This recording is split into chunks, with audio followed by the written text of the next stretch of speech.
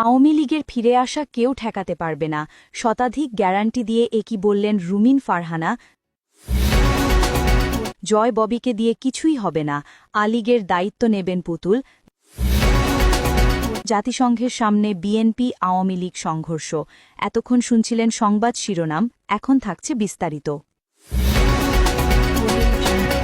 ৫ই আগস্ট ছাত্র জনতার আন্দোলনে ভারতে অবস্থান নেওয়া শেখ হাসিনা আর ১ বছর পার হতে না হতে যে শেখ হাসিনা রাত দিন হয়ে গেছে। গতকাল বিকেলে চ্যানেল ২৪-এ দেওয়া এক বিবৃতিতে রুমিন ফারহানা বলেন, শেখ হাসিনা বাংলাদেশে ফিরবে আর আওয়ামী লীগ সামনের জাতীয় নির্বাচনে অংশগ্রহণ করবে, এতে কোনো ভুল নাই। শেখ হাসিনা সেই ২০০৬ সালের ভয়ানক রূপে ফিরে আসছে, এখন তাকে প্রতিহত করার কেউ নাই।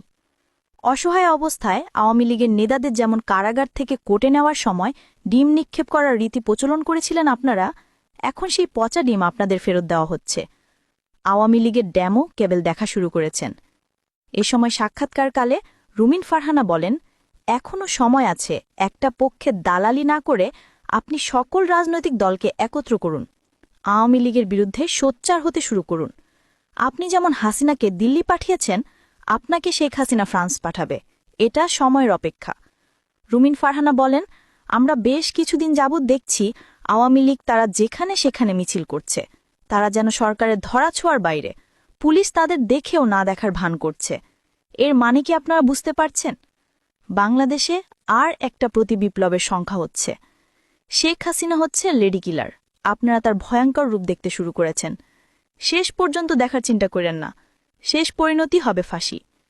যুক্তরাষ্ট্র সফরে গিয়েছেন, শেখ হাসিনার নির্দেশে আপনাদের গণধোলাই দিয়েছে, এটা নিয়ে দেশে আপনারা কোনো বিক্ষোভ দেখাতে পারেননি।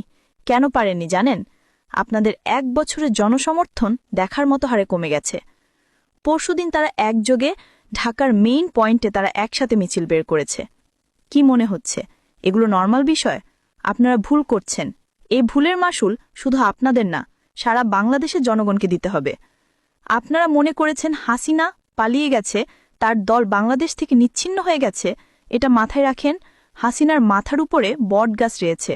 ভারত হাসিনাকে জায়গা দিয়েছে, তাকে আবার দেশের রাজনীতিতে সরব করার জন্য বিভিন্ন পরিকল্পনা সাজাচ্ছে। হাসিনা এখনও দিল্লি বসে মাথা উঁচু করে কথা বলছে, তার নেতাকর্মীদের নির্দেশনা দিচ্ছে, নির্দেশনা অনুযায়ী কাজও করছে নেতাকর্মীরা।